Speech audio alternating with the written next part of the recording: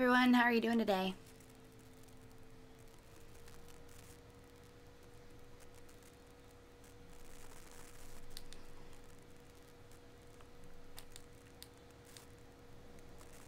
Hey there, how are you, Irby?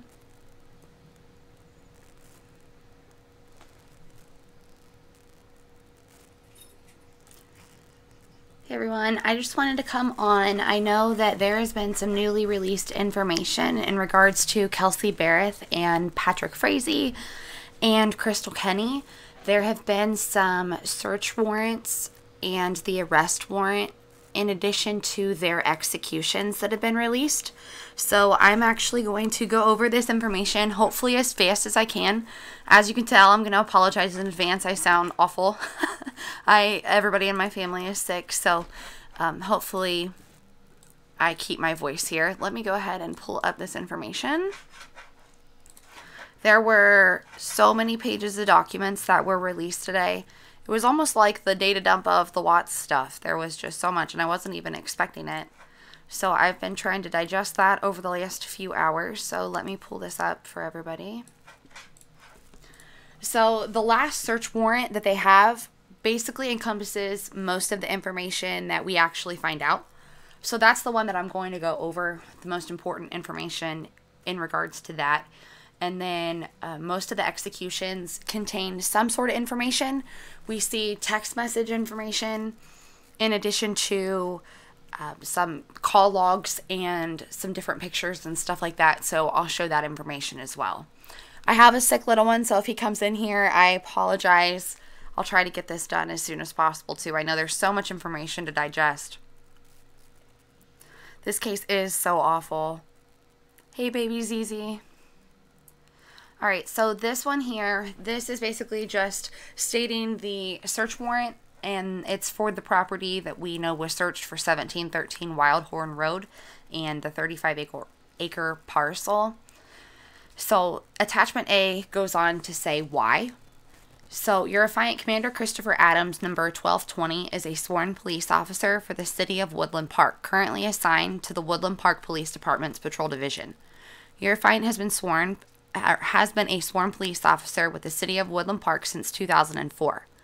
All information contained in this affidavit can be found in the Woodland Park Police Department case report number 18-1530. On 12/2/18, Corporal Curran was dispatched to 269 East Lake Avenue in Woodland Park, Colorado for a welfare check. Cheryl Berreth called the Woodland Park Police Department, reporting she had not heard from her daughter Kelsey Marie Berreth, date of birth 9/15/89. Cheryl stated this is highly unusual for Kelsey. Cheryl told the corporal she was contacted by her daughter's boyfriend. It's interesting that she states boyfriend, Patrick Frazee, and Patrick told her he has not heard from Kelsey since last Sunday, 11/25/18. Cheryl told me Patrick and Kelsey have a 1-year-old daughter, and her name is Kaylee. They leave out some information, but obviously we know her name is Kaylee. She is currently with Patrick. The corporal wrote in her report that Kelsey had no known planned vacations. 2 vehicles belonging to Kelsey were still parked at her residence, and there was a package at Kelsey's residence in the doorway along with the notice from Black Hills Energy. Corporal, I'm just going to say Corporal, and I might shorten some other things in here too, called Patrick at 13:15 hours at telephone number, and it gives a telephone number. This number was provided to the corporal by Cheryl as belonging to Patrick. Patrick told the corporal the last time he had any contact with Kelsey was a text message on the 25th. He told the corporal Kelsey was an employee at DOS Aviation in Pueblo, Colorado as a flight instructor. Patrick told the corporal that recently he returned all of Kelsey's belongings, such as a spare key to her apartment, extra car key, a handgun, and other personal belongings. He told the corporal they have grown apart and the extent of their relationship was their daughter. The corporal asked Patrick about depression, and he denied Kelsey of having any. At 14:15 hours, the corporal contacted DOS Aviation, and it gives their address. The corporal spoke to the security officer on duty, and he advised he would return the corporal's calls after he obtained any information. At approximately 1600 hours, the security officer called and spoke with the dispatcher. The information obtained from Merle Mariak is Kelsey's direct supervisor. He received a text message from Kelsey last Sunday, 11/25 of 18, stating she was going out of state to check on Grandma. Corporal called Cheryl, and she was not aware of her daughter traveling to see her grandmother. Cheryl told the corporal her mother has Parkinson's and Alzheimer's and is unable to communicate on the telephone. Cheryl told the corporal she was going to call her dad. Cheryl later told the corporal she had contacted her father and he has not heard from Kelsey. Cheryl also told investigators Kelsey has never gone on a road trip to visit family without first notifying someone for her safety. On 12/3 of 18, MPO Beth Huber conducted follow-up related to this case. MPO Huber wrote on her report on December 3rd of 2018, I, Officer B. Huber, number 3601 of Woodland Park Police Department, contacted Cheryl Berreth to see if she had heard from Kelsey. Cheryl informed me that she had contacted Kelsey's direct supervisor this morning. Kelsey again did not show up for work. Kelsey's direct supervisor attempted to contact Kelsey with no success. Cheryl said Patrick was attempting to work with Verizon to get text message transcripts in an attempt to determine if Kelsey was texting and to see if the text would provide clues as to Kelsey's location. Kelsey was entered into CCIC as a missing person. CCIC number, and it gives all the numbers, at 0944 hours. Huber contacted Patrick to determine the last time he physically saw Kelsey. Patrick said the evening of 11/21 they spoke on the phone. Kelsey informed Patrick she wanted to go their separate ways. Kelsey said that they had been growing apart. Patrick gave Kelsey all of her things back. Patrick said that he and Kelsey talked about the custody of their daughter. Patrick said they had both agreed that they were both good parents and they would split custody 50-50. Patrick said that Kelsey was not able to keep enough hours at work to maintain insurance for Kaylee. Kelsey asked for Patrick to pick up Kaylee on 11/22. Patrick went to Kelsey's residence to pick up Kaylee. No one was home. Patrick ran some errands in town and then returned to Kelsey's residence. Patrick saw Kelsey in the alleyway leading to the residence. They spoke in the alleyway where Kelsey gave Kaylee to Patrick. Patrick said he and Kelsey talked on the phone on both Friday, Saturday, and Sunday. The last time Patrick talked with Kelsey, she told him she was going to study. She did not tell Patrick where she was physically located that day. Patrick said on Sunday, 11/25, Kelsey texted, "Do you even love me?" to Patrick. Patrick texted her back telling her he did. Days later, he received notice his reply did not go through. Patrick said if he had any further information regarding Kelsey. Patrick said some of this stuff just doesn't make sense the way it's worded. Patrick said she is a Seventh-day Adventist and does not attend church, but does know where, maybe one in Colorado Springs. Patrick said Kelsey does have a P.O. box, and it was in fluorescent. At approximately 11:05 hours, Huber attempted to call Kelsey's phone number. It went straight to voicemail. Being concerned Kelsey may be suicidal due to her depression and rehabilitation mentioned by Patrick, which he said that he wasn't concerned about that, which is weird, if you remember me mentioning earlier, by Patrick mentioned to the corporal. And the fact that Patrick informed the corporal he returned Kelsey's gun to her. I contacted Verizon in an attempt to determine Kelsey's last known location. I spoke with Jenny at Verizon. Kelsey's phone was last operational in Gooding, Idaho, approximately 6.3 miles from the tower heading in a west/southwest direction on 11/25 at approximately 17:13 hours. Dispatch contacted Gooding. Gooding Dispatch said that there has been no contact with Kelsey and Gooding or the surrounding 4 counties searching back to November 1st of 2018. Based on this information, a search warrant for Kelsey's residence located at 269 East Lake Avenue, City of Woodland Park, County of Teller, and State of Colorado. The warrant was signed by the Honorable Judge Kilgore. While searching the residence, we recovered an iPad, notebook with passwords, and a Safeway receipt dated 11/22 of 18 at 12:22 hours. The Safeway purchase was for food items. The following photograph was taken by a Safeway surveillance video on 11/22 of 18. Shows Kelsey and Kaylee entering the store. This is the infamous picture that we all know of. Hey, everyone that's come in. There did not appear to be any signs of a struggle, altercations, or foul play. While searching the residence, we observed a 2006 Toyota Corolla and a red-colored Chevrolet pickup truck parked outside the residence. The pickup truck registered to Kelsey's mother, and the Toyota registered to both Kelsey and Patrick. So she didn't have a vehicle that was just in her name either. One was in the vehicle, the Toyota was in Kelsey and Patrick's name, and then the pickup truck was registered to Kelsey's mother. While at the residence, it was advised that there was a package I can't even read today, guys. I'm sorry. While at the residence, it was advised that there was a package on the door the day before. During the search, Officer Huber called Patrick to see if he came by the residence.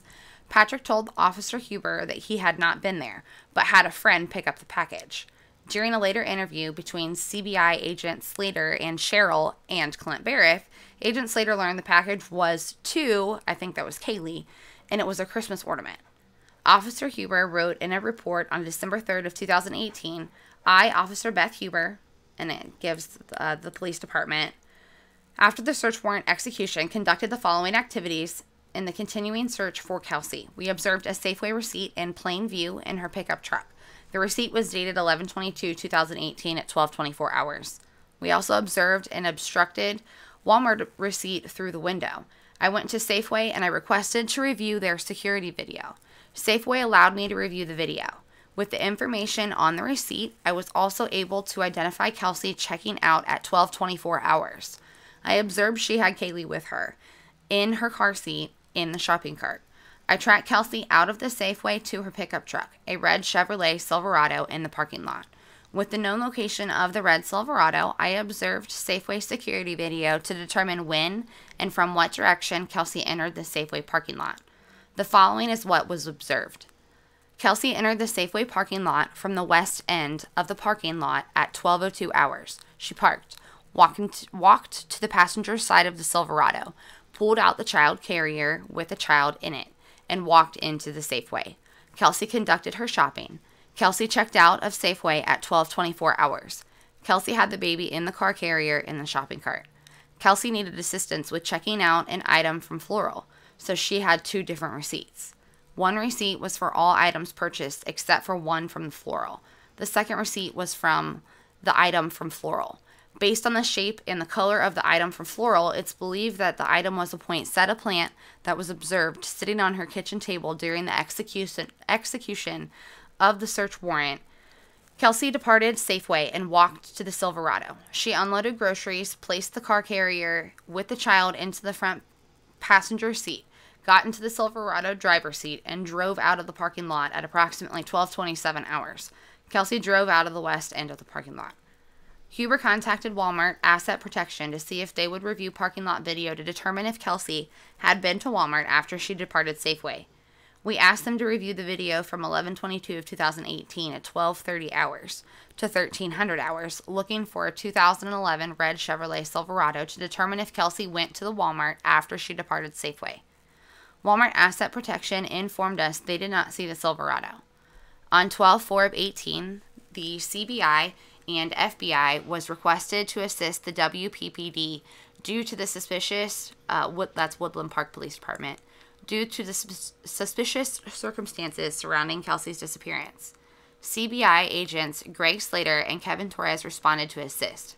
CBI agent Greg Slater requested a second search of Kelsey's residence, her curtilage, and vehicles.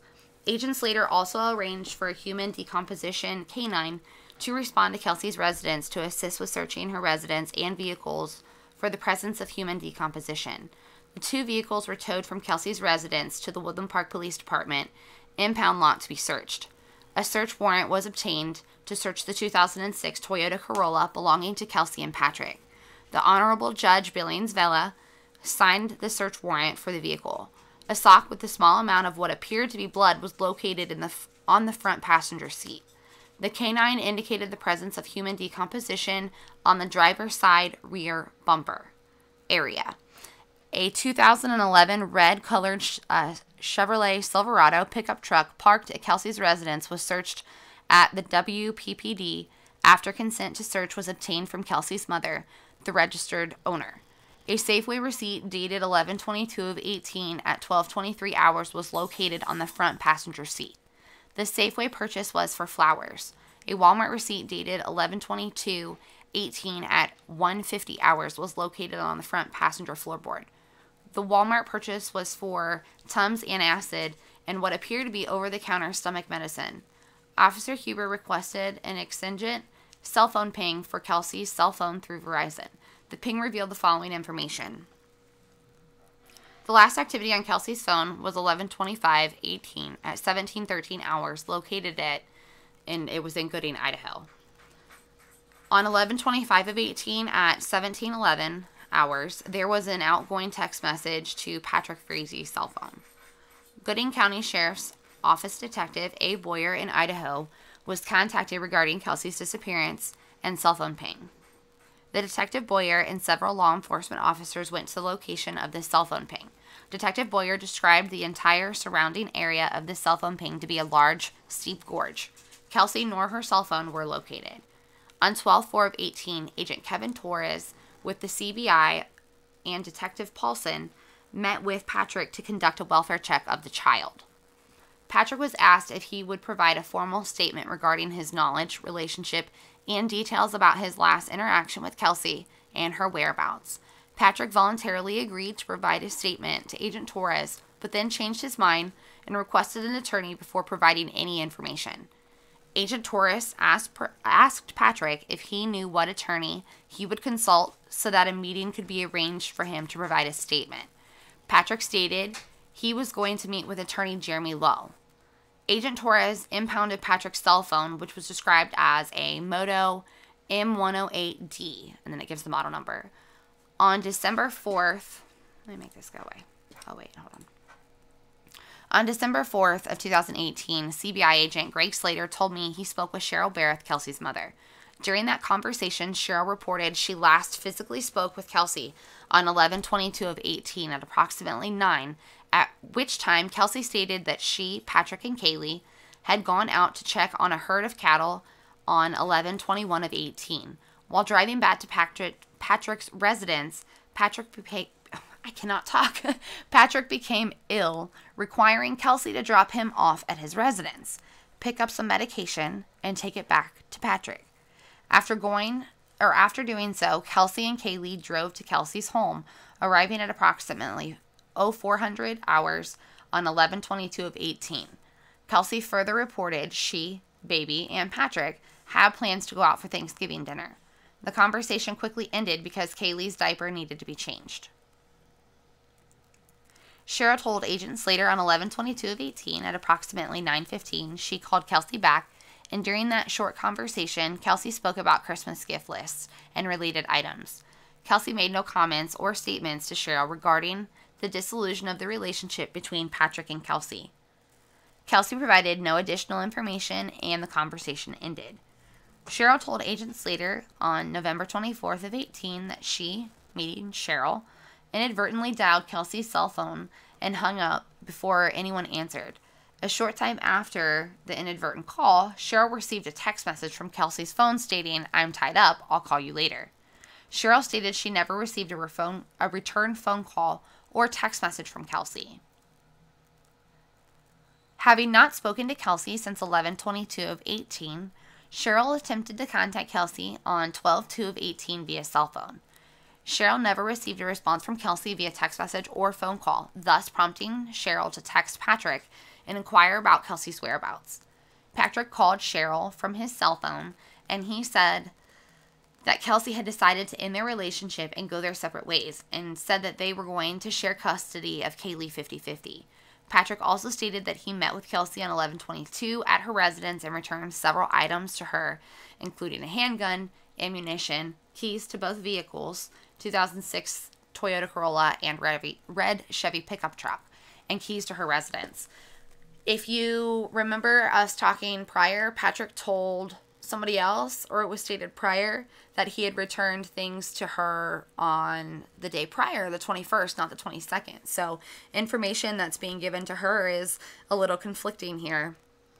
Hey Valerie, how are you? Hey everyone that's joined. I haven't been reading anything. If it doesn't look like there's been much messages that have come in. I've been trying to just read everything. It's a whole lot of information, so just bear with me. So basically, Patrick's already being conflicting from the very beginning is kind of what we're learning.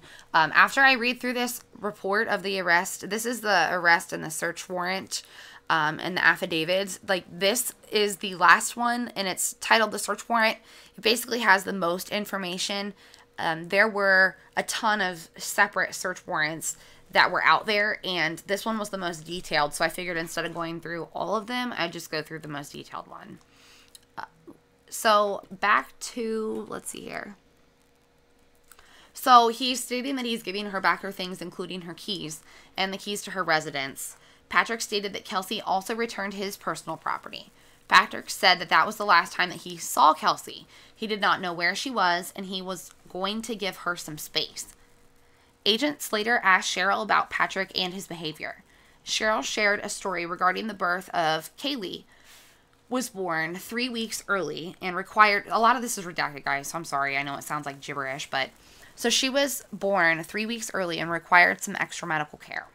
The special medical care prevented Kelsey from having Kaylee in her hospital room upon birth.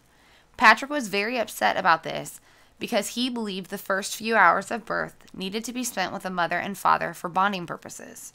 Patrick became so upset and verbally abusive with the nursing staff that social services was notified.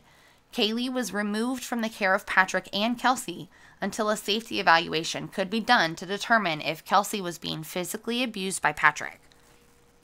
Cheryl stated that Patrick later stated he should have killed the nurse, and killed in quotations, killed the nurse that reported them, and then again joked about the incident at Kaylee's first birthday. Kaylee was, I think, 15 months old when her mother, Kelsey, went missing. So this was just the second time he joked about it that Cheryl heard, was just a few hours prior, or just a few months prior to all of this actually happening with Kelsey. Cheryl told Agent Slater Kelsey has never gone this long without contacting family, especially her. Kelsey does not have a history of disappearing, running away, or leaving without a trace. Cheryl stated she believes Kelsey is deceased. So this was back at the beginning of December that she knew that her daughter was deceased at that time. Cheryl also told Agent Slater she believed Patrick may have been using Kelsey's cell phone to communicate with her, being Cheryl, because the text messages were fragmented. Cheryl stated Kelsey uses complete sentencing in her text messages, and some of the last text messages she received from Kelsey were fragmented. On 12/4 of 2018, copies of bank records from Kelsey's credit union, E&T, the records contained transactions for Kelsey's bank account for the month of November and for the first 4 days of December. The last transaction on Kelsey's bank activity was on 11/22 of 18. This transaction was for the purchase of food items at the Safeway previously described. No other physical financial transactions were made on Kelsey's E&T account since 11/22 of 18. It should be noted that there were numerous transactions, both deposits and withdrawals on Kelsey's bank records, but ceased on 11/22 of 18. On 12/6 of 18, Agent Slater received a text message from Cheryl. Cheryl is staying at Kelsey's residence while she is in town searching for Kelsey. Cheryl and her son, Clint Berreth, noticed what appeared to be blood around the outer bowl of the toilet. Cheryl took a photo of the possible blood stain and texted it to Agent Slater. This is really hard to see. It's obviously a copy, but this would be the toilet bowl and what she had sent the Agent Slater. Cheryl told Agent Slater that she stayed with Kelsey at the residence on in October of 2018 for Kaylee's first birthday. So Kaylee's first birthday then was possibly in October or somewhere around October, and that's when he made the comment of he should have killed that nurse. So that was actually sooner than I even thought in relation to Kelsey's disappearance. During that visit, Cheryl recalled seeing a bath rug or mat on the floor near the shower and toilet at Kelsey's residence. Cheryl said she noticed since she has arrived in Woodland Park to look for Kelsey, she has not seen the bath mat or rug inside Kelsey's residence. Kelsey and Clint looked around Kelsey's residence this morning and did not locate the bath mat. Cheryl stated that while looking for the rug or the bath mat, she noticed the refrigerator appeared to have been wiped down because she could see visible white marks on it. Due to the fact that both modes of transportation for Kelsey were located at her residence, it is unlikely that she traveled anywhere far from her residence on her own will. No other vehicles belonging to Kelsey are known by family members or neighbors of Kelsey. No indication was observed in Kelsey's residence that indicate she had planned to be gone for any period of time. Due to the discovery of possible bloodstains on the toilet bowl and the details of the investigation until this point, I believe foul play to be involved in the disappearance of Kelsey. Based on the above information, a search warrant application at 269 East Lake Avenue, City of Woodland Park, County of Teller, State of Colorado, was presented to the Honorable Judge Kilgore. The search warrant was signed on 12/6/18 at approximately 11:55 a.m. Crime scene analysts from CBI arrived and began processing the residence. At the time of this warrant, crime scene analyst Tanya Atkinson began processing the bathroom due to the suspected blood located on the toilet bowl. Crime scene analyst Atkinson I don't know how to say that. It's a presumptive chemical test for the presence of blood. The suspected blood on the toilet tested for positive for the presence of blood. Crime scene analyst Atkinson then used Blue Star forensic latent blood stain reagent and something else to test the blood, a test that detects blood, probably something like luminol is what I'm assuming that this is, and that detects any kind of body fluids, and it even detects it if it's been cleaned with something like bleach as well. This states on here that it detects it if it hasn't been cleaned or not readily visible, like I mentioned. When Blue Star is applied to the target area, a blue hue, I'm assuming, reaction will occur if blood is present. It's explaining the test a little bit more. So where they used the test that tested positive, let's see here, it says that the crime scene analyst applied this chemical to the bathroom, and the following areas in the bathroom reacted and tested positive to the presence of blood: the bathroom floor, the side of the bathtub that is next to the toilet, the ceiling above the toilet, the wall with the towel rack, the base of the trash can that was between the toilet and the bathtub, a portion of the vanity countertop, the wall outlet, the vanity cabinet, hinges on the vanity cabinet and door, the doorknob on the interior of the bathroom door, the lower hinges of interior bathroom door, and the GFI outlet and outlet plate. So basically that bathroom was covered with blood. Due to the suspicious nature of guys, I cannot talk today. I'm so sorry. Due to the suspicious nature and circumstances of Kelsey's disappearance and her whereabouts currently being unknown, the WPPD and the CBI are investigating the case as a possible assault and possible homicide. During an interview between Officer Huber and Cheryl Berreth, Cheryl told Officer Huber and Patrick, Cheryl told Officer Huber that Patrick told her that he last spoke with Kelsey on November 23rd, 24th, and 25th. Officer Huber wrote in her report on December 5th of 2018 that Officer Beth Huber and her number of the WPPD reviewing information gathered regarding Kelsey's disappearance recalled Williams Log Furniture, 120 Midland Avenue, may have security video that would capture the intersection of Highway 24 and Fairview Street, specifically North Fairview Street. Commander Adams went to the Williams Log Furniture to request to review video. Review of the video confirmed it captured North Fairview and Highway 24. It was observed a red Chevy, the Chevy Silverado that Kelsey drives, traveling westbound Highway 24, turned north onto North Fairview Street at 12:37 hours. Continuing to process information related to the case, it is realized Patrick was the last person to see Kelsey prior to her disappearance, and Patrick had a red Toyota pickup truck. Oh, just kidding. Yeah, never mind. Okay, that was the Silverado. Now they're mentioning, okay, so Kelsey had a red truck and Patrick had a red truck. Patrick has a red Toyota and Kelsey has a red Chevy. Commander Adams, let me take a drink here, guys. Commander Adams recalled his discussion with Walmart Asset Protection on December 3rd of 2018. We had just mentioned this a little bit ago. He informed me he did not see a red Chevy Silverado, but he did see 3 other red pickup trucks between 12:30 and 1300 hours on 11/22 of 2018. Adams recalled Walmart Asset Protection had said one of those 3 pickup trucks was a Toyota. Knowing Patrick had a red Toyota Tacoma, Walmart Asset Protection was asked to locate that truck and show who got out of that pickup truck. Once Walmart Asset Protection had that video, Adams went to review it.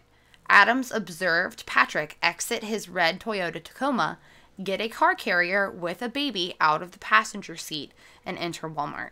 This occurred at approximately 1300 hours. So not very far off after Kelsey left Safeway.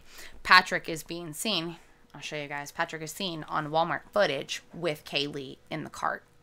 So I think they narrowed down her time of murder a lot based on this and based on this footage here. Adams requested Walmart video of the Toyota Tacoma entering the parking lot, all activity on the property by the driver, and the Toyota Tacoma exiting the parking lot.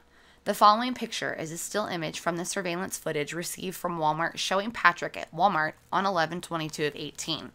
And it looks like he is in the kid aisle. There's a picture of a little girl that you can see. It looks like there's some like boppies up here or something, some formula, some clothes. So he's clearly looking for some things for Kaylee. On 12/6 of 18, Verizon cell phone records was received for phone number ending in 6179, which is Kelsey's phone number. It was also sent from Verizon to CBI agent Torres, who passed it on to FBI Special Agent Kevin, and they go through the analysis of this. Basically, what they determine is that the last text messages were sent from Kelsey's phone to Patrick's cell phone, and the last one that could have been from Kelsey, based on all of these timelines and stuff, is likely on 11/22 at 12:41. The rest of these down here, guys, were sent and received back from Kelsey's phone to Patrick's phone all after she had passed away. So somebody had been sending 1, 2, 3, 4, 5, 6, 7, 8, 9 text messages from Kelsey's phone to Patrick's phone in a matter of a few days. Hey, thanks everybody so much that's come in. I have not been reading anything. Normally my goal is to give a shout out to everybody. So let me thank everyone who's come in. I appreciate it. I've got Julie and Kimberly. Thank you so much. And Lori, I see that you've joined as well. Thank you, thank you. I appreciate it. I'm trying to get through. This is the arrest and search warrant that was used on Patrick Frazee and obtaining some of the evidence that they've obtained in this case. And then I'm going to try and go through some of those executions of those warrants as well. So we're getting to, we've got a little bit more to go. This is just big here because we know that she was not sending those. We know that she had passed away at that point. So Patrick was trying to obviously plant some evidence that she was sending those text messages or something, and it's ridiculous. On 12/6 of 18, Patricia Key, Woodland Park ENT bank manager, reported that Patrick Frazee and an unknown male came into the Woodland Park ENT bank. Sorry, I don't know why this is all blue now. ENT bank location on 12/5 of 18. Key reported to Detective McDaniel that Frazee and an unknown male were requesting a timeline of transactions that occurred on his account on 11/22 of 18. Key reported to Detective McDaniel that Frazee was seen on an ATM video from approximately 12:44 to 12:50 on November 22nd, where he made 4 transactions, 3 deposits, and 1 withdrawal. The last transaction on November 22nd was at approximately 15:13 at Walmart. Key said there was no further transaction to his account until November 22nd, or I'm sorry, November 26th at a I don't know, some sort of gas station. Key said that Frazee asked if the baby seat and baby were visible in the ATM video. That's a weird question. He said that both were visible at approximately 12:47. So he's probably trying to figure out when he was at the bank if they could see him with the baby, or if he could play it off like maybe Kelsey still had the baby. Maybe he could buy off a little bit more time. So you see all the things that he's doing in here. It's totally, totally trying to set up his story, kind of like what Chris Watts does in some ways. Key also reported that the unknown male said, well, you might as well let her know it is about the missing person. He also reported that when they were done, the unknown male said, forget about us being here. And then they left. So then they give a description of that unknown male. They go on to 12:06, and a dispatcher is requesting to review surveillance video from the Williams Brothers furniture store. And this was given, let's see here, there was a 32 gig thumb drive that was given to them, and it contained footage from the above listed locations camera from midnight on 11/22, I think they mean of 18, it says 17, to approximately 14:25 on the 22nd of November. Then they go and talk about how they were looking for the Chevy Silverado that belongs to a missing person. That they're also looking for the red Toyota Tacoma that belongs to Patrick Frazee. She was also instructed to see if there were any other vehicles that were listed within the case that appeared to be on this surveillance footage. So then they witnessed at 12:36:08, I witnessed a red Toyota Tacoma with a white box object in the bed pull onto the street that there was a camera on, it appears. Then it appears that at 12:37, I witnessed a red Chevy Silverado matching the vehicle description of Miss Berreth's pull into that frame right up behind there as well, it appears. So it seems like Kelsey might have been following Patrick to her house, maybe.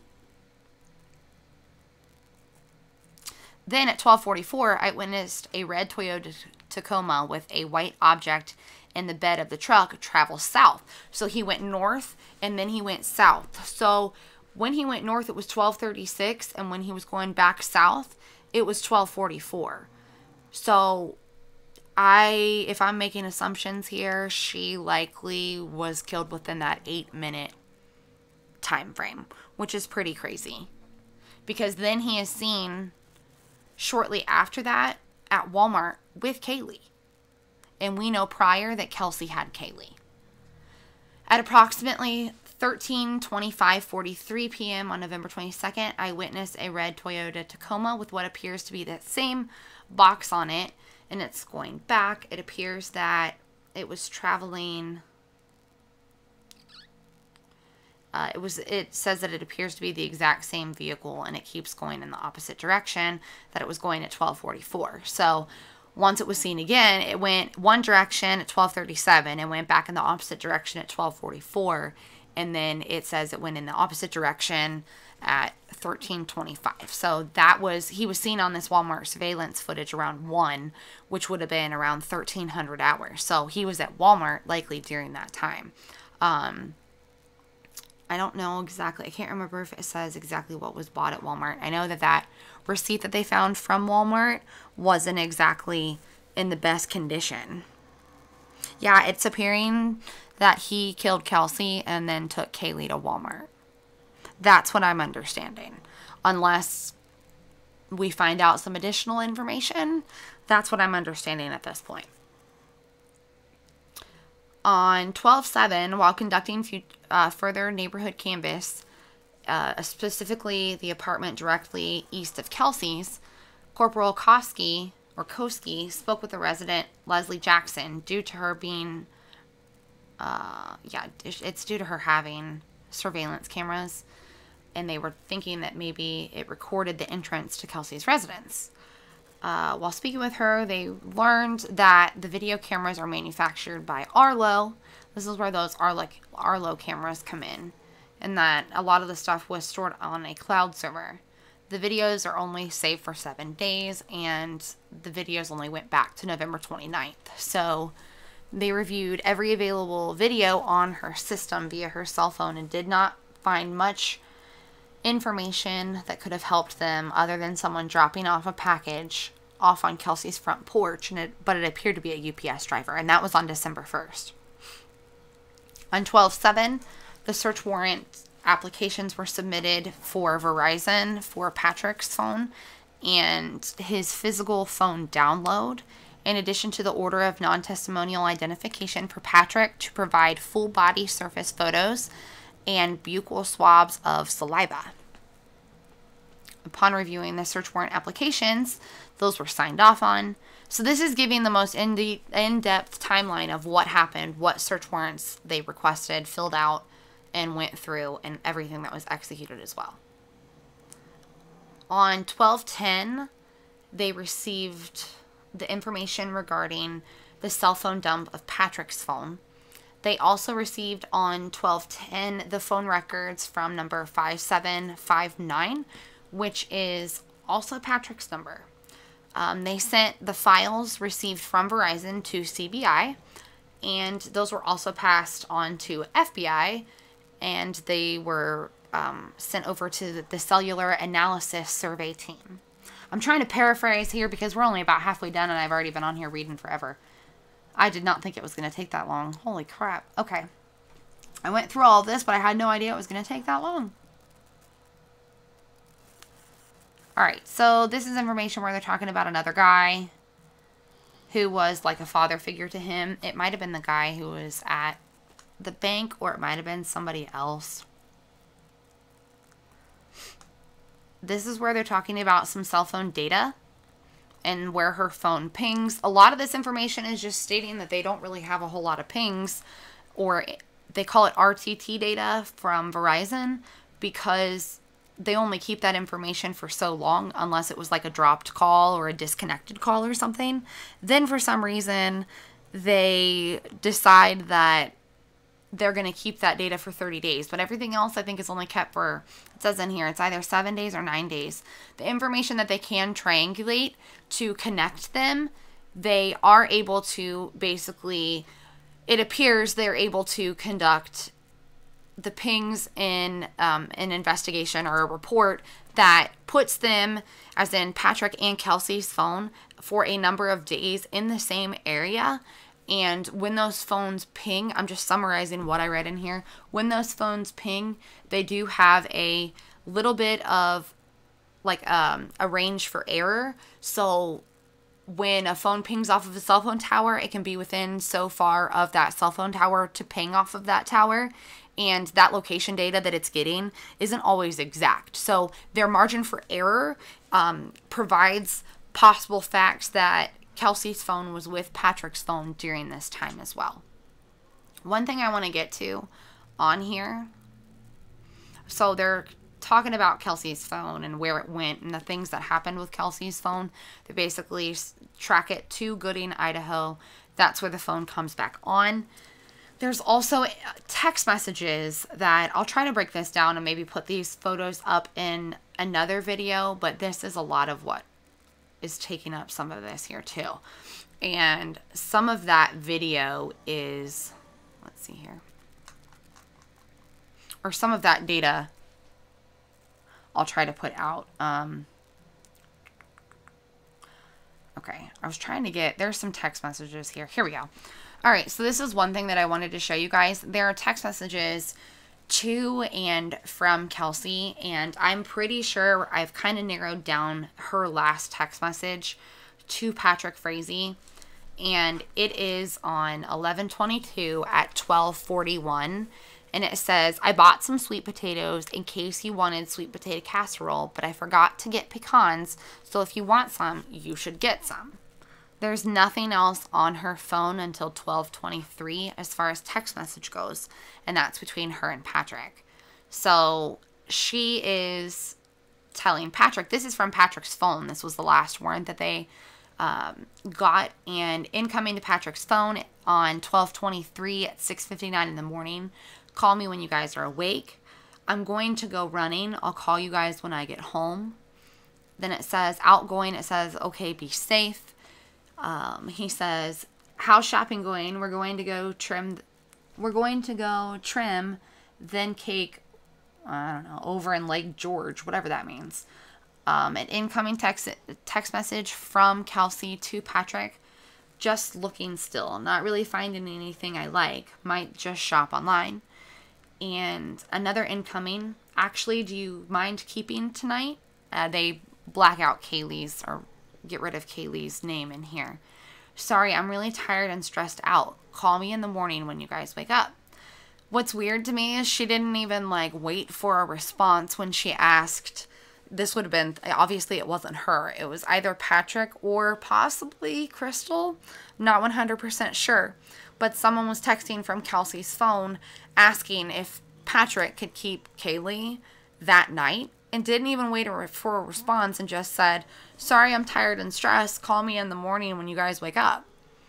No offense, but I'm a mom, so that was kind of dumb because, you know, the first thing I'm going to do is wait for a response and then continue on. And I'm assuming this is some of the things that Cheryl was mentioning when supposed messages were coming to her from Kelsey as well. It just didn't seem right. So an outgoing message from Patrick was, sure, I don't mind what's going on. Are you okay? Do you need anything, or can I do anything? So there he's looking like the nice guy. He's trying to make himself look good.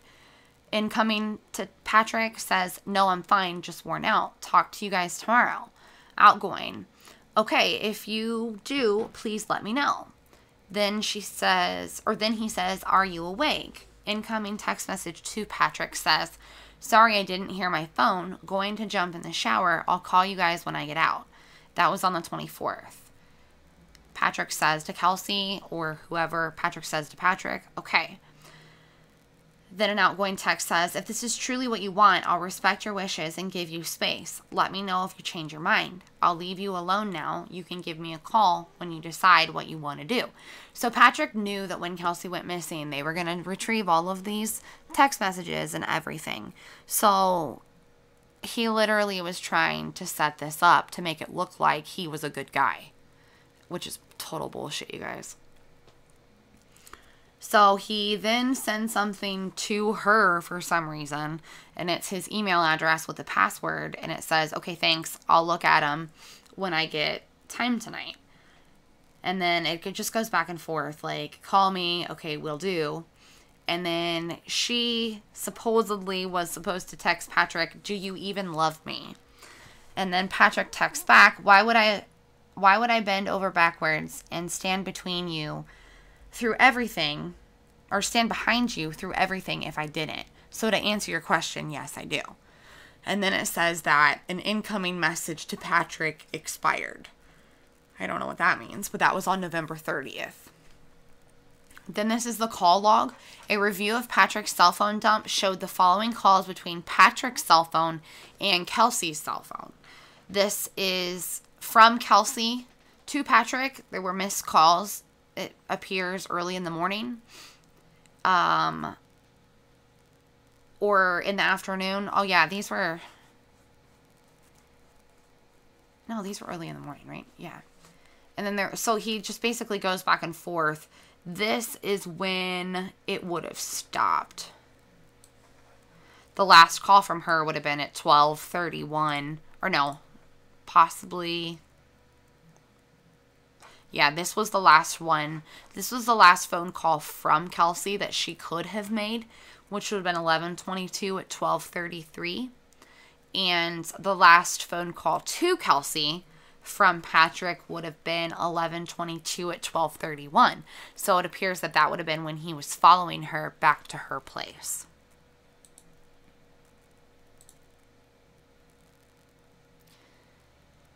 Then another thing that I found interesting, you guys, is a note. He basically, it's hard to see what this says, but he's leaving a note that says that he, Patrick Frazee, is basically allowing his daughter, Kaylee, to get care from a few different people, mentioning his mom and I think a couple friends maybe. And they say right here, based on my knowledge and experience, the information attached in the above paragraph, Patrick could attempt to harm himself, flee the jurisdiction, or this is an indication that he believes that he could be arrested. Obviously, this was dated December, it says December something, 2018. I think it might be December, oh, crap, I cannot tell what that says. It's so hard to read. But it was sometime on December. And so then they were asking on 12/13, the original affidavit I asked for the seizure of the gun associated with Kelsey, they had appeared to have gotten that information on 12/14. The gun has since been determined to be a Ruger LCR 9mm revolver, and that was Kelsey's gun. Apparently they also had an interview with an Eric Lowe, who was a former boyfriend of Kelsey as well. I did not know that. I missed that when I read all of this. All right, so these are some of the attachments from Attachment B that they mentioned. The following items, if located during the search, will be revoked or recovered as evidence: bottle of bleach, unknown brand, bottle of simple green cleaning product, and green in color Swiffer cleaning unit. Okay, so that was like the longest document ever. So, or at least one of them. So this one here I'll have to go into another time. This is the application and affidavit for the arrest warrant. I didn't get a chance to actually look at that. I want to break that down and see if there was anything that was different. But they went as far as with their search warrants of obtaining information from Facebook for Patrick Frazee's account. They wanted records from the period of October 5th of 2017 through December 21st of 2018, and it lists all of the information that they request.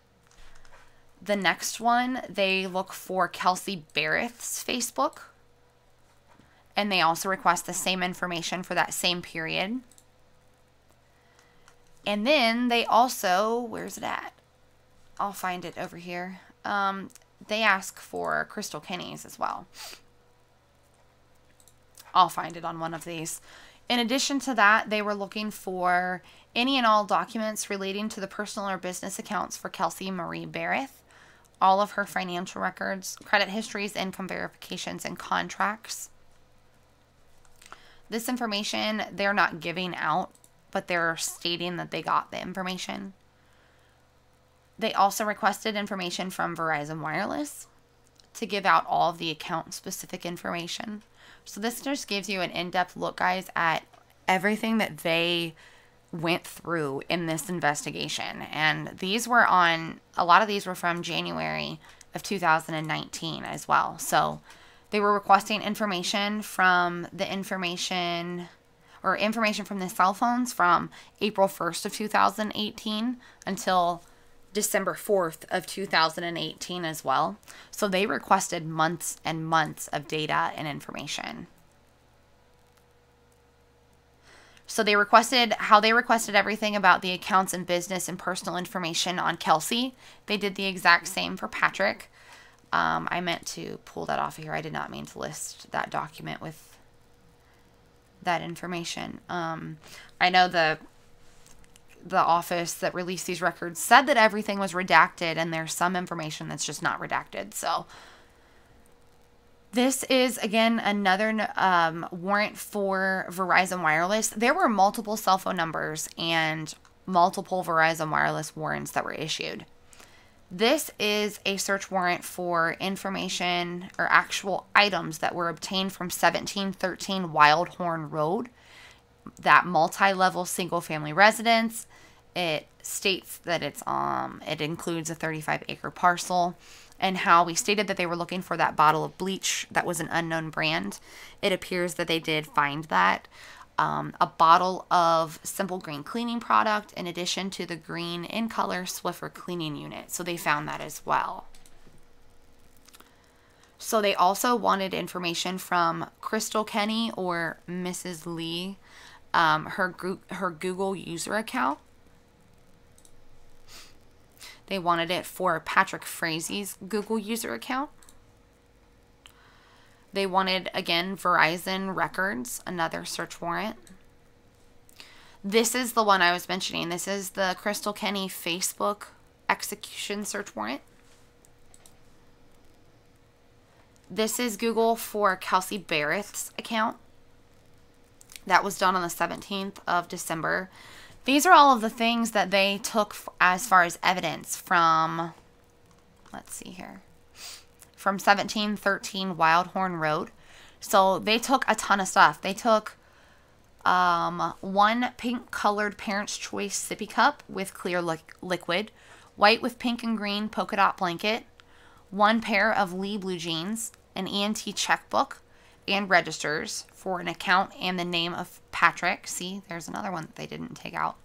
United Healthcare in name of Kelsey, ENT card, money transfer receipt, and Walmart receipt. A receipt from Go Wireless for Sheila Frazee, which is Go Wireless is one of those prepaid things. You're going to see a bunch of keys on here, guys. There's like, I don't know, 25 keys that they have. You're also going to see a whole bunch of devices. There's a Verizon LG tablet with a cover, a Samsung tablet with a pink cover, 5 pairs of jeans, a Verizon LG tablet with a cover of Attack on Titan. There was an ornament, an LG cell phone, one pair of Columbia boots, another pair of Columbia boots, a baseball cap that Patrick was wearing in the Walmart surveillance, 2 sets of keys, more keys, the Costco box that was on, it was addressed to Kaylee Frazee, and it was at 269 East Lakewood. That was the address that it was sent to. That was obtained. Another laptop and battery, an Ancestry DNA box with Kelsey Berreth's P.O. box on it, a Verizon cell phone with a broken screen, 5 pair of Wrangler blue jeans, 17 gray shirts. That's a lot of gray shirts. Duplicate checks and registers, Verizon bill for Patrick Frazee and Verizon bill for Sheila Frazee, a 4 gig memory stick, a Chromebook, or no, that's not a Chromebook, a checkbook for Patrick Frazee. See, they have a lot of duplicate stuff on here. They had a lot of different checkbooks, a lot of different registers, a lot of different electronics and stuff. Documents for Patrick Frazee, teeth, yeah, interesting, hairbrush, another gray t-shirt, some more Wrangler jeans, approximately 59 millimeter rounds and 2 casings. Oh, that's not good. Farm credit of Southern Colorado, another billing statement, a Samsung cell phone, Jeez. A Motorola Droid Verizon with black case with another cracked screen, 4 teeth in a small envelope and 1 tooth. Okay, that's disgusting. 5 teeth total, so there's another set of teeth or additional teeth. Another laptop, numerous keys, again, a fitted bed sheet that had possible blood on it as well. More banking documents, ENT checks, toothbrushes, more hairbrushes, more keys. It looks like some more data, memory. 2 gigs, something for memory. A micro SD card, probably. It says it's called a cruiser, whatever that is. More keys, a Nook, which is a tablet, and pink and gold case. How many tablets is that, guys? Like 5? My gosh. Some more boots, another pair of boots, a blue LG smartwatch, another smartwatch, 2 empty dog food bags, some invoices for Sheila Frazee from Waste Management and CenturyLink, some more keys, a black backpack with pink Champion ear protection and shooting glasses, 4 keys, a knife with a case, a Walmart bag with an open can of Enfamil and baby bottle, so maybe that's what Patrick Frazee was getting. Green and clear toothbrush, a pink and clear toothbrush, more hairbrushes, a swab, what is that, a swab of green Swiffer? Ew. This okay, so they swabbed a green Swiffer, and it was positive for presumptive. This would be some sort of fluids or evidence. They swab of bleach bottle, a swab of bottle of Simply Green, swab of interior of washing machine. There's no indication of any positive presumptive on that, but there were the prior 3. And there was negative presumptive on a control swab of the porch. So that's a ton of evidence that they took from the Frazees. Okay, this is the exact same thing I think I just read you. So they also took photographs of Patrick, and how I mentioned buccal swabs. They took those from Patrick's, oh, sorry guys. They took those from Patrick's cheek, left and right. They took a thumb drive that contained the download of a cell phone. They also took an email containing a file folder that had 21 individual files. They took email containing with a file folder containing 34 individual files. The way that a lot of this is worded is really weird. I'm sorry. I'm trying to read it word for word.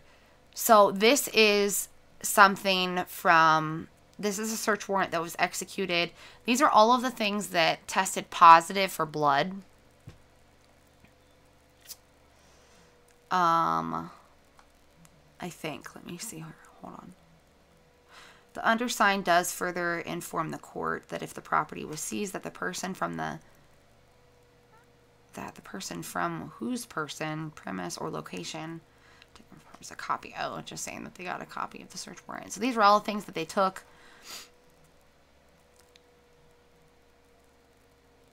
Okay, so not all of these items had blood, I don't think. But they did mention some of them. So possible blood was collected from the toilet. A sample was taken from the sink. A sample from the wall. So there we go. We thought that maybe drywall was being removed. So I think that might be what they're talking about right now. Yeah, herb teeth, right? Ugh. Thank you. This is so much. I didn't realize I was going to be on here this long. I'm surprised. My little one is probably passed out in the other room watching a movie. He was watching a movie. I thought I'd have 10 minutes, and here we are. They took a trash can, a sample from the side of the tub. They took shower curtain and liner, white towel, royal velvet, 2 maroon towels, a rug, a sample from an outlet, a mat, that's a question mark, so maybe it was something else, a towel rack, bathroom door, bathroom vanity, cabinet door. So maybe they took a sample from the wall and actually removed the bathroom door. I'm not sure. It was mentioned, though, that they definitely took some sort of drywall or something prior, so that could have been the big presence of whatever it was that they had. The bathroom vanity cabinet door, the sample from the laundry door handle, sample from the laundry door frame, bathroom drain and trap, samples from the door handle, samples from the light switch, doorknobs, and the kitchen sink trap and drain. Some other things that they took from the vehicle would have been pink and gray slipper type socks located on the front passenger seat, and some handwritten notes on paper located in the box behind the driver's seat. And this was from the Toyota Corolla.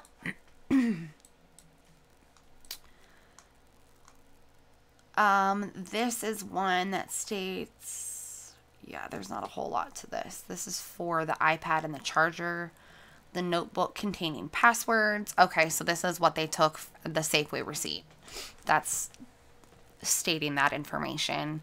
And then, okay, so this is the, let me see here.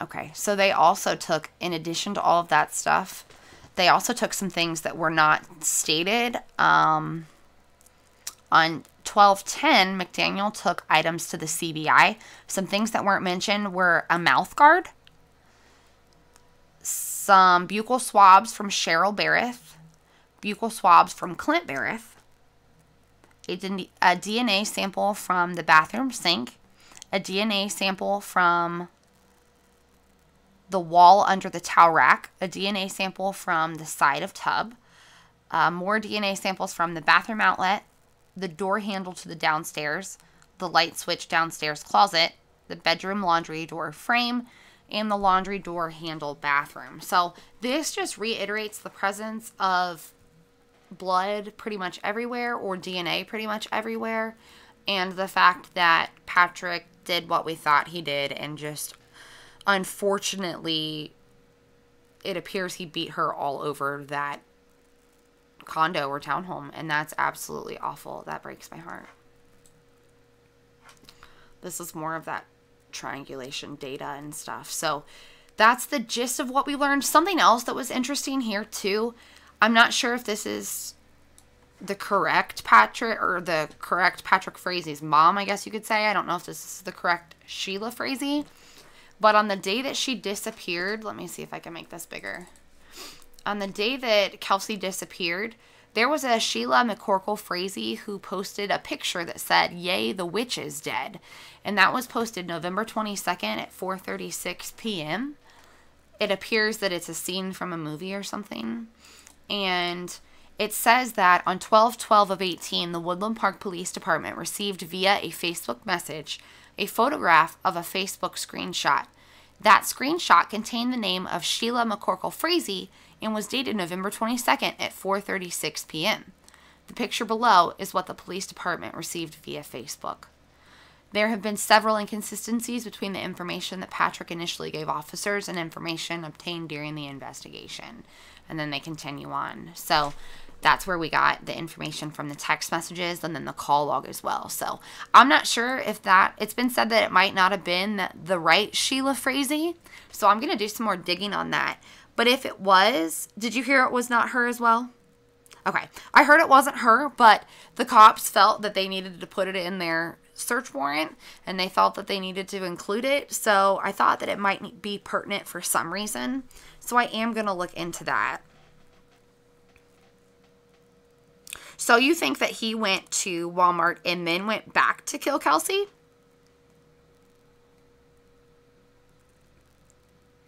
Yeah, I was thinking that it might have been a different Sheila as well, but I haven't been able to confirm that. So a few different people in the chat have also said that they don't think it's Patrick's mom as well and that it was a different Sheila. But it's pretty ironic that a different Sheila Frazee has something like that, right?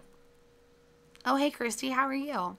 And hey, everybody else that's joined too. I know I haven't been caught up on any of the chat because I was trying to get all of this in. Hey, Casey, how are you? I was just going over all of the information that was released in regards to the Patrick Frazee search warrants and arrest affidavit and all of those executions and all of that interesting stuff that they recovered. So I want to double check on that to see if that is a totally different Sheila Frazee. It's still very interesting. And there are a few things that Patrick did that, yeah, not the old ma, according to her anyway. Okay. But she has since deleted her Facebook account too. That's interesting. So either way, I mean, she either had something to hide or people were harassing her and not leaving her alone, and that might have been bothering her, which I could get. I know a lot of people when they're faced with these situations, if they're family members or friends or something, a lot of people do in fact distance themselves from all kinds of social media, and they really try to kind of get out of the public eye because they really don't want anything to do with it. They don't want anybody to get their pictures. They don't want their pictures to be out in media. So, aha, someone said that The Wizard of Oz was actually airing and it's a picture of Glinda. Yeah, I figured she might have been harassed. It totally wouldn't surprise me. It's unfortunate, but it's definitely what happens. I know. What are the odds of that, though? Seriously, of another Sheila Frazee or Frazee or Frazee or however in the world you say their last name. I'm going to stick with Frazee. I don't know. But however in the world you say her last name, how weird that just so happened to happen that day. It's crazy. Absolutely crazy. And again, she deleted her Facebook too. So, I mean, I don't know. But Chris Watts deleted his Facebook a few weeks before all of this happened too, which is another reason why I think that it was premeditated. And some of the things that they have done that led up to that, I mean, there weren't a whole lot of text messages. We can go back to where the text messages were. Sorry, guys. So the text messages on here, there was supposed to be some sort of drop off or something. And the text messages, there's a decent gap from the time that she's wanting to see if he wants to go out to eat and saying, call us when you wake up, to the text about the sweet potatoes and the sweet potato casserole. It does look like there may have been, let's see here, there were some calls, though, made in between those text messages, though. So it looks like there was one made, let's see here. Nope, those were made in the morning, I think. Nope, okay. This one was made at 9:40 in the morning. This one was made at 12:31, and this one was made at 12:33. The first two were to Kelsey Berreth, and the last one was from Kelsey Berreth. The rest of this is totally a ruse. Everything on is not Kelsey at all. So it either has to be Crystal Kenny when she was in town. I can't remember the exact dates that she was in town, but I thought she was in town at some point. They said that the time that she was there correlates with her being able to take Kelsey's phone. So I know she at least had some of this. So either Patrick was texting from her phone, or Crystal was texting from her phone, or a combination of the both. And that's just messed up. So that had to be planned out as well. Whether that was planned out prior or not, I don't know. But it sounded like Patrick either called or texted Crystal and said, you basically better come clean up this mess. And that would have been sometime after these text messages here. So someone in the comments mentioned that they thought that maybe Patrick was going to Walmart and then came back and killed Kelsey. I want to see if there's something specific as to where they say that time frame. Bear with me one second. Let's see if I can find Walmart here. Oh, of course you don't want to work with me. Okay, it's not going to read any of these documents, so I'm going to have to go back and find it myself.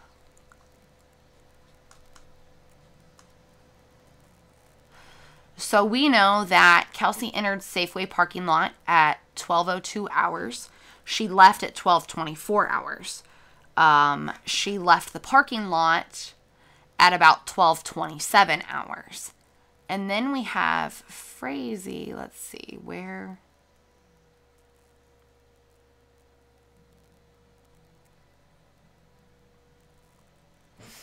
I think it was further down. Let's see. Okay, here we go. Alright, so then they talked to the guy from Walmart. They found out that Patrick was there sometime between 12:30 and 1300 hours. They have him on surveillance at exactly 1300 hours. I'm not exactly sure how far away this Walmart is from Kelsey Berreth's house. It appears that he would have had to have either grabbed Kaylee and just went straight to Walmart, or go in, kill Kelsey, go to Walmart with Kaylee, and then come back and clean up. But now that she's mentioning that, maybe that is what happens. Let's see.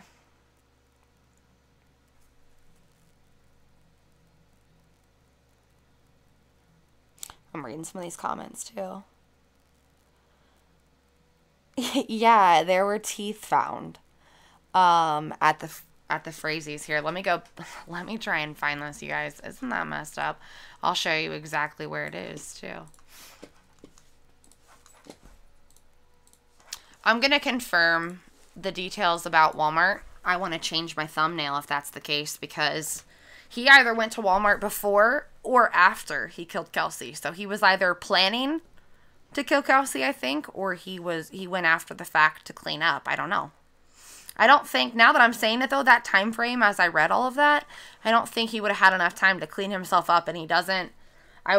He can't be stupid enough to go to Walmart with blood all over himself. I can't imagine. Maybe he is. I mean, I guess it's definitely a possibility. All right, let's find this execution of the search warrant. I will have to go here in a second. Lori says that it is very close. So that Walmart is very close to where Kelsey was. Or where Kelsey lived. That's good to know. See, you guys, I get on here and I think I know it all, and I'm never going to know it all. Sometimes you teach me a lot too. So just know that. You guys contribute to the conversation and to the whole episode just as much as I do sometimes. So I appreciate that so much. Sometimes y'all keep me in line.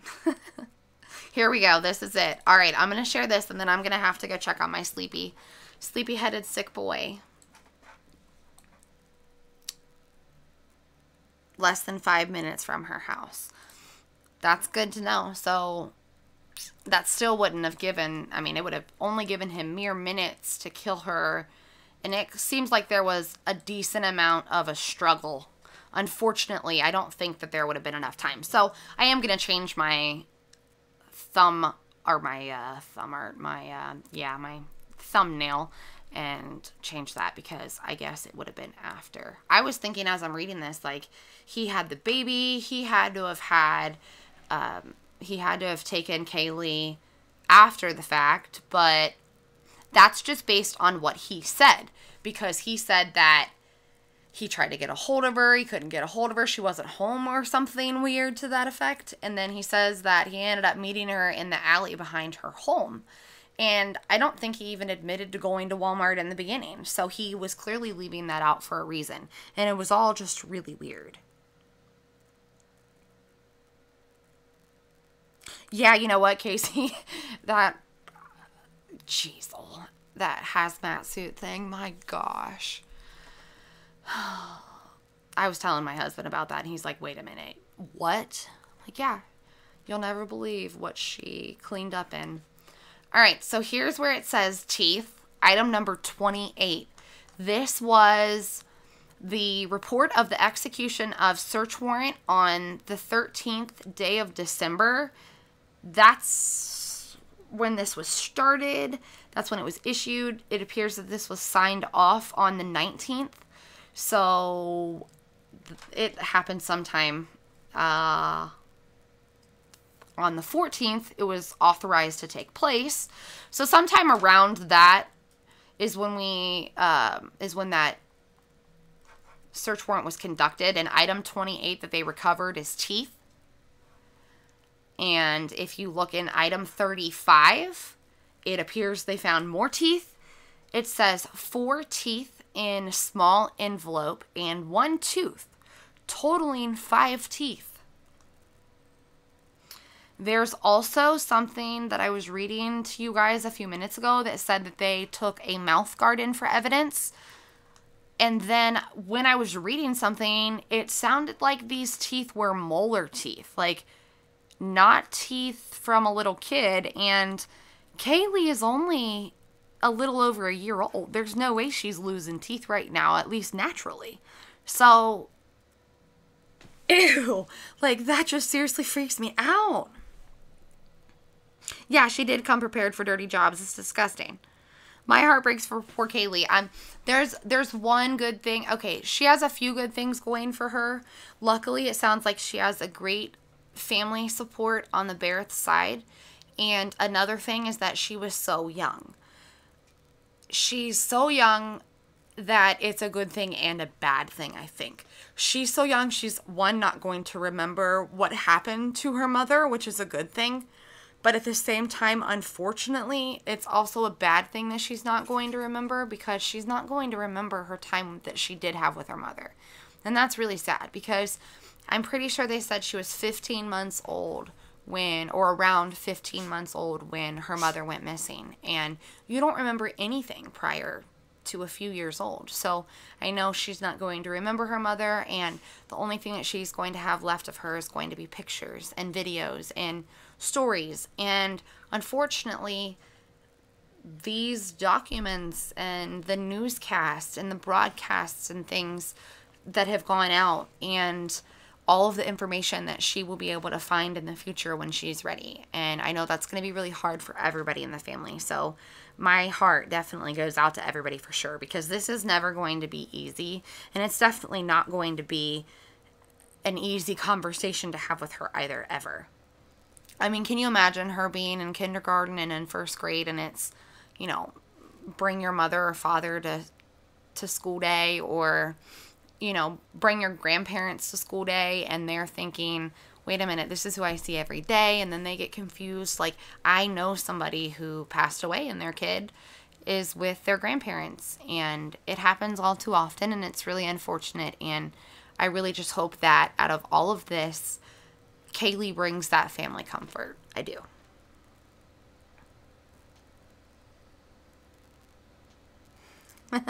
Yeah, you know, I would hope that a tooth fairy forgot to dispose of the teeth, because that's just disgusting.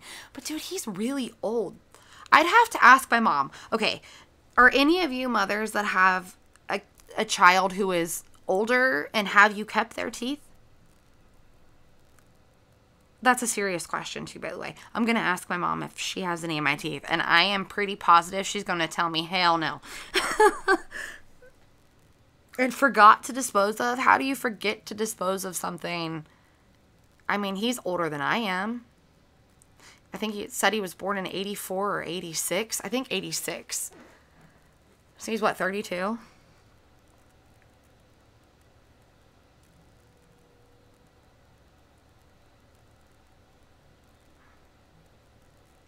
Wow, Sheila, really?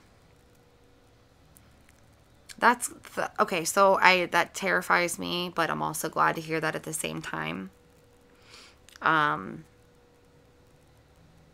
hope she does not remember her mother screaming, because she was there. We did find out a while ago that she was there. She was in the back room, and it appears that this place couldn't have been that big. It was a condo or a townhouse. It couldn't have been that big, and it appears that there was either a cleanup or a struggle in the bathroom. There was a struggle in the front living room, and it appears almost all over that townhouse, possibly. That little girl had to have heard something, if not everything. Really? Your mom has yours too, and you're 44? Okay, see? That's why I wanted to ask, because, one, I haven't had a kid lose their teeth yet. Mine's not even 2 yet, but... See, so maybe it's not so out of the usual. Maybe, you know, it's totally normal to do. I'd be curious if those teeth were his, though. Does anybody know if Patrick has any siblings? I feel like I've heard, but I can't remember. I'd be super curious to know, though, because maybe it was his siblings or something. I know Kelsey had a brother, and his name was Clint, but I can't remember if Patrick had any siblings. I feel like him and his mom might have had a really strange relationship to not, so I don't know. All right, well, I guess on that really creepy note, I'm going to go ahead and end this, you guys. I'm going to try and wrap up everything and see if I come across anything else. I'm also going to try and come up with a shorter video that kind of outlines all of the most important facts and everything in this. If there's anything that you hear of or think of that you think might be interesting, please let me know. And I would be very curious to get your thoughts on all of this too. So leave me a comment. And Valerie, I do not know where the teeth were found. It said that they were found in an envelope. At least one set of teeth were found in an envelope. There were 4 or 5 in or out of an envelope. And then it says teeth in another one all to itself. So it doesn't say where. So, okay, good to know. He does have a brother named Sean. That's right. He was a police officer. Good to know. See, I knew I liked you for a reason. All right, you guys, I appreciate all of your time. I appreciate all of your insights, too. Let me know what you're thinking. Hey, Rowan, I appreciate you coming in.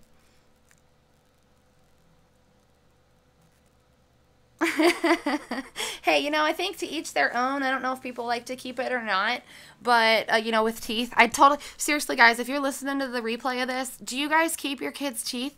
1, my son's not old enough for me to do that yet. But 2, I'd really like to know what you think. And is it weird or not? Tell me your thoughts. I'd really appreciate it. I'm going to go check on my little one. For everyone who's sick, I hope you feel better. I really thank you for joining in. I know this was a lot longer than I anticipated, so you guys have been amazing. And regardless, I will be back tomorrow morning with all of the Watts stuff, so stay tuned. Bye, everybody.